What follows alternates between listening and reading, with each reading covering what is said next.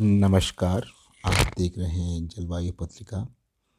आज हम जलवायु से इतर अपने समाज की बात करेंगे और एक विशिष्ट टॉपिक को उठाएंगे। अगर आपको याद होगा, सन 2017-18 में पूरे विश्व में एक मी टू कैंपेन चला था, जिसमें महिलाओं ने अपने गरिमा और सम्मान के लिए आवाज़ उठाई थी और अपने ऊपर हुए शोषणों की चर्चा सामाजिक चैनल्स पे किए थे, सोशल मीडिया में किया हुआ था।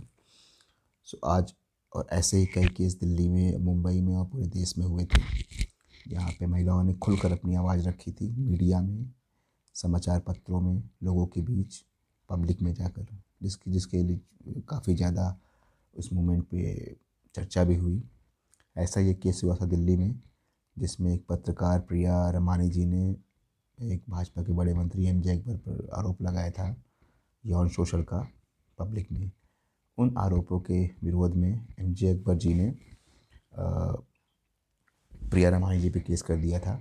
उसी केस पे आज एक फ़ैसला आया है, जिसमें दिल्ली की कोर्ट ने प्रिया रमानी जी को पूरी तरह से बरी कर दिया गया है। हम उसी पर चर्चा करेंगे। हमारी चर्चा उस फैसले से अधिक उन बिंदुओं पर है जिस पे कोर्ट ने ध्यान दिलाया है और जो हमारे समाज के मूल गूढ़ तत्व हैं, जो हमें शायद भूल गए हैं पर हमें याद होना चाहिए।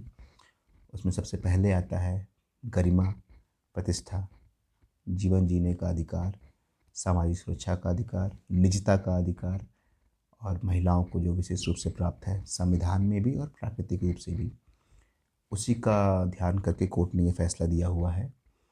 तो कोर्ट ने जो बातें कही उस पर मैं एक बार कुछ बता दूं कि कोर्ट ने साफ साफ कहा है, प्रतिष्ठा और गरिमा दो अलग अलग चीज़ें हैं, जिसमें प्रतिष्ठा का स्थान ऊंचा है मगर गरिमा का स्थान उससे भी ऊंचा है। अर्थात अगर किसी की गरिमा पे चोट पहुंच रही है तो वो गरिमा किसी और के पद की प्रतिष्ठा से ऊपर मानी जाएगी और गरिमा का स्थान सर्वोपरि होगा।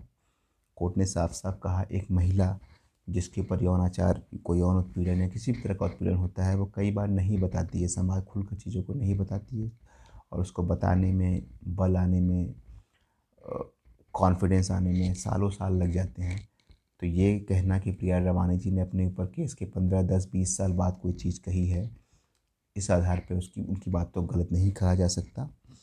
और साथ में कोर्ट ने रामायण और महाभारत का भी उद्धरण किया है, जहाँ पे उन्होंने कहा कि जब लक्ष्मण जी से पूछा गया कि अपनी सीता जी का वर्णन करें, तो उन्होंने कहा कि मैं क्या वर्णन करूं, मैंने तो अपनी सीता माता का केवल पैर ही देखा है, उनके चरण के अलावा मैंने कुछ नहीं पता, तो मैं उनका वर्णन नहीं कर पाऊँगा, सिर्फ चरण के वर्णन कर सकता हूँ मैं।